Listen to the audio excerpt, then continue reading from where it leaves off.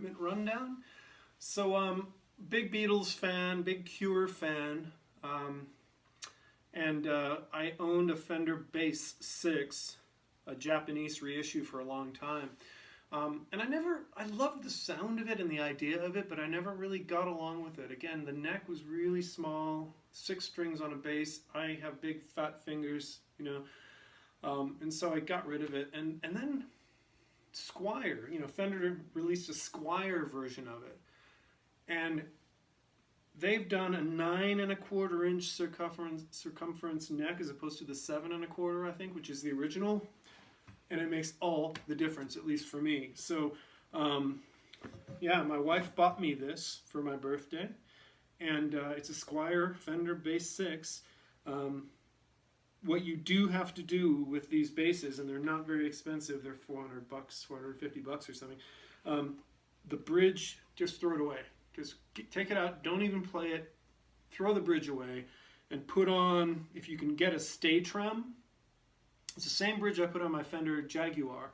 It's a Staytrem Bass VI bridge, and because the original pieces, you cannot intonate it. The string saddles don't go far enough back to get a proper intonation, and they move, and it's terrible. So this is a Staytrem bridge.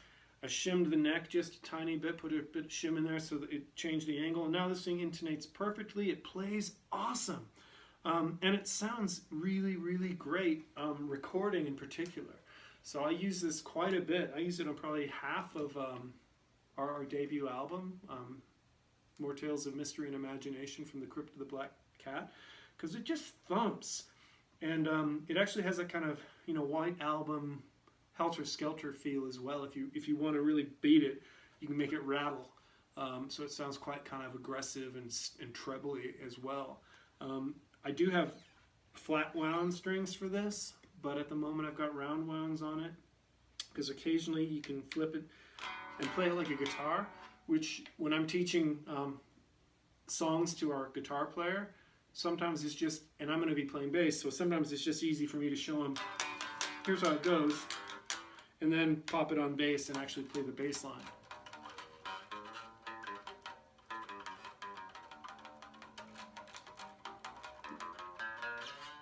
Yeah, so yeah, it's got a tremolo arm. Again, I love whammy bars, and that can be really nice.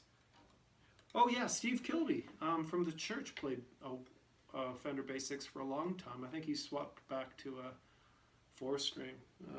But I was talking to him. You know, my only concern with this particular bass is that there is that low E that, like, when you have a 4-string bass and you hit it, it like kicks you in the guts. This sound men love it because it doesn't have all that overwhelming low end frequency, but you really have to make sure you get that low end on it, because it sometimes misses that kick, I think. But yeah, the bigger neck, believe it or not, makes this such a better instrument to play for someone with hands like mine than the original Fender Bass VI.